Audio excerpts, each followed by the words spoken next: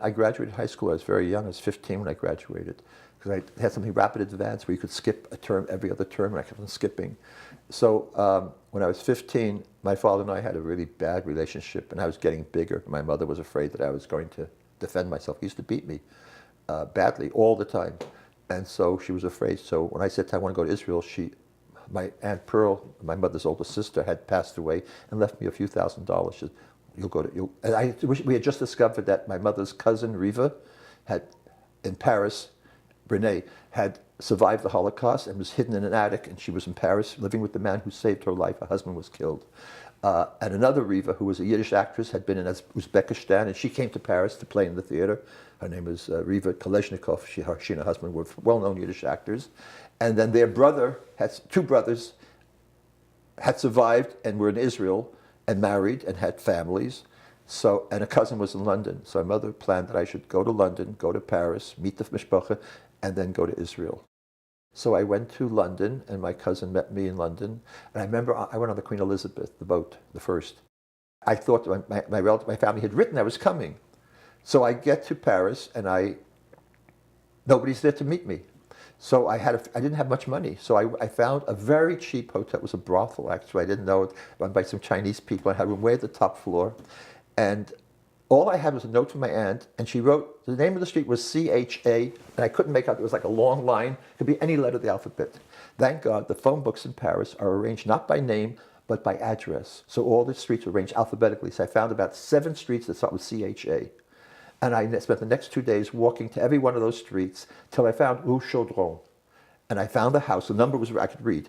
And my aunt, the cousin, Riva, was in Holland.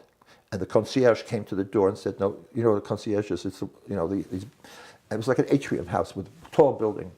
And that's the house she was hidden in throughout the war in an attic." And so she said, "She's in Holland. She's in Holland." So I went back to the hotel, and all I had to eat was, I would go out every day and buy a loaf of French bread and a brie cheese, and my little brother's kindergarten teacher had come to the boat to say goodbye to me for some reason. She brought me a big round thing full of sucking candies, coffee. So every night I put a candy into a glass of water, and you shouldn't drink the water in France anyway, those days. And I would dissolve so in the morning I had dissolved candy and a piece of cheese and bread, and that was and I tried to make that last the whole day. That went for about 2 days, till about the 3rd day, I hear voices through the elevator. Azaroff, Azaroff, I go downstairs, and there's Riva. She's come back from Holland. She took me back to her apartment, and it was an amazing apartment. It had no bathroom, no toilet. To wash, you went to the public bath once a week. Otherwise, you had a big schissel, and you washed yourself. And she was a wonderful cook, and I loved her food. Her French fried potatoes were unbelievable. Her steaks were great. But one day we went to the store to buy some meat, and it was horse meat. I saw a dead horse in the window, and I realized she's buying pieces of that horse. So I never ate meat again after that in her house. I didn't know. And I stayed there for about a few weeks, and then I took a train to Marseille and got on the boat and the Negba. It was 4 days from Marseille to Haifa. I got to Haifa, and waiting at the port, there was my two uncles. I call them uncles, but they're my mother's cousins, Meisha and Herschel. And they're calling Azaroff, Azaroff. And I waved to them, and I came down, and they took me to Meisha. My uncle Meisha lived in Haifa with his wife and family. It was very close by to the port. And they had a big party, about 30, 40 people in that room, all knowing my mother, my grandmother, all glad to see me.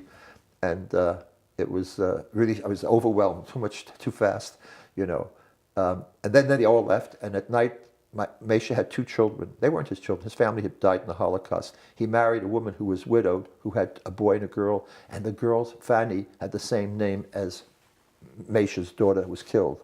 So he really loved Fanny like she was a reincarnation of his daughter. And there was a happy marriage, too. He loved Carola. She was a wonderful woman.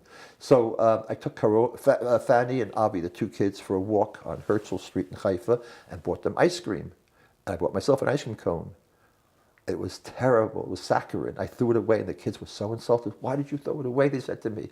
And I said, "Because they didn't like it." They said, "You should have given it to us," because they was terrible austerity in Israel at the time, terrible austerity.